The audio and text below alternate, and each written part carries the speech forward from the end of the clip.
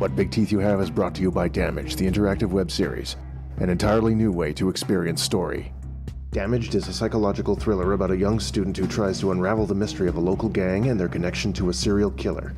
Viewers are invited to watch the series and gather clues, which unlocks an interactive web experience where users become part of the mystery. Watch the series, gather clues, solve the mystery. To learn more, visit damagetheseries.com.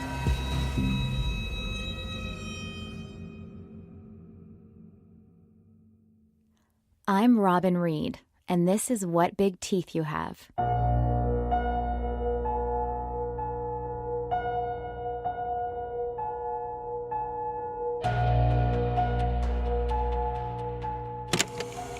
I consider myself a pretty even-keeled guy, but reading this makes me want to hit something. Or someone. That's Sam in December 2003, a couple weeks into researching the wolf. He's just managed to get his hands on new details about one of the most important overlooked parts of the wolf investigation.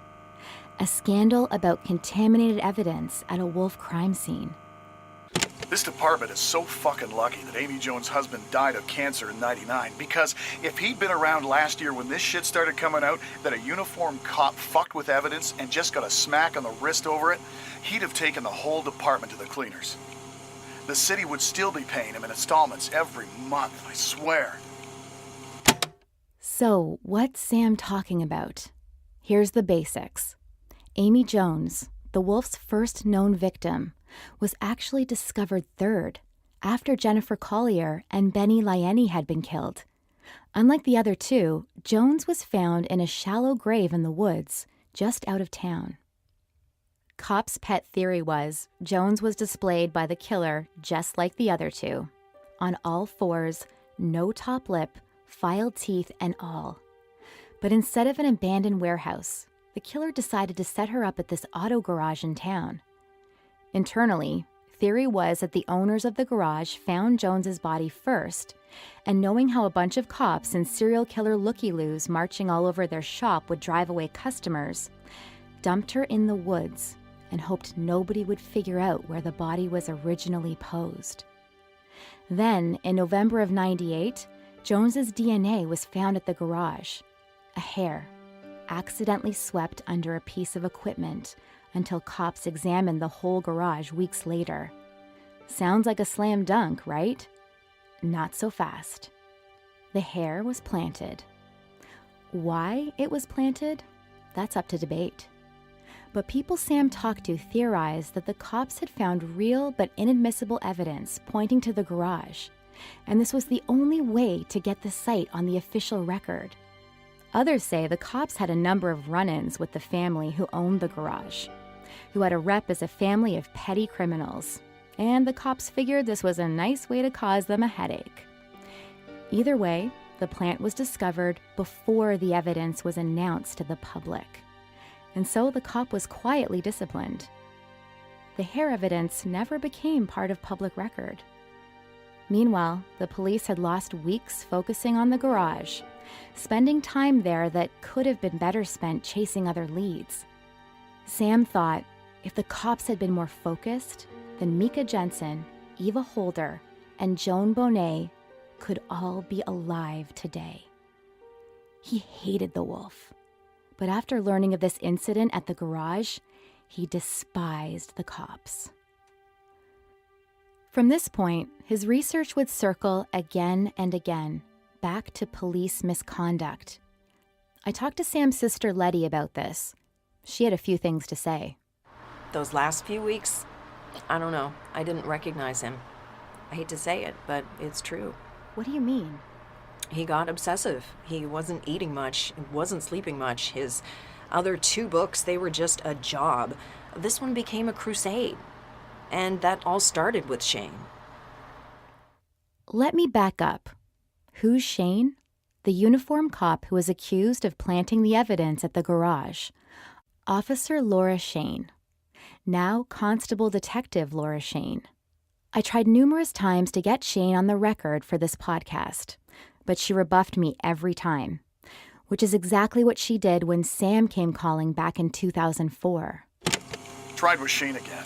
I think she's getting sick of me, but I've told her again and again, without her side of the story, I'll have to regurgitate what's on the record.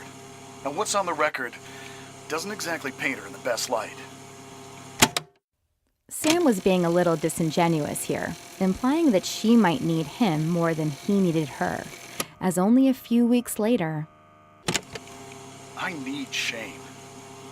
I need to hear her tell me why she did this. I need, in her own words, why she did something so monumentally stupid. Was she bribed? Was she trying to do a good thing? Did she have ulterior motives? I know that the Braithwaite garage was just one element in a case that has 6 bodies, but if I can nail Shane to the wall like she deserves, it'll be a reminder to every cop not to mess this shit up. A month ago, I reached out to Harmon Collier, husband of the Wolf's second victim, Jennifer Collier. You've actually heard Harmon briefly already, in our second episode, in a clip from one of his interviews with Sam. Let me refresh your memory. If you come back to my house and say this shit in front of my kids ever again, I will get a fucking restraining order. Yeah, I'll admit, I was nervous approaching Harmon, given this last tape. Of all the relatives of Wolf victims, Harmon started out as the most willing to speak to Sam, and in the end, was the most passionate in pushing Sam away. But when I met Harmon Collier, I met a man almost 15 years older, who seemed to have some regrets. Yeah, I do feel bad about that, saying that to him. I know he was just trying to help, but my girls had finally started to get some space from losing their mom, and here was Sam trying to dig it all up again. Can I ask, why did you agree to speak with Sam at first? I thought it'd be good, to have a record of what happened. For people to know about that son of a bitch who somehow got away, and to know about my Jenny, and how she didn't deserve what happened to her. I didn't think it'd be what Sam eventually wanted it to be, some flashy expose about the police.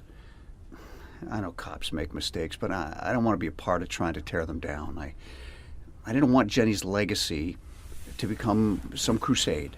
How did the evidence tampering scandal make you feel? It pissed me off, but I didn't want to go nuclear over it. You gotta remember how messed up everything was back then. They were just doing their best with a city that had gone terrified. They were doing their best. And Sam, he was a dog with a bone about it. I just eventually had enough.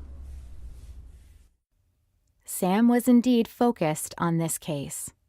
He took issue with the theory that the Wolf never used a car to pick up his victims. He took issue with the theory of a copycat killer. He never forgave the cops for Shane's crime scene contamination scandal. Beyond these frustrations, Sam had some thoughts of his own about the case, 5 years after the Wolf seemingly stopped killing. And next week on What Big Teeth You Have, we'll talk about Sam's biggest theory of all.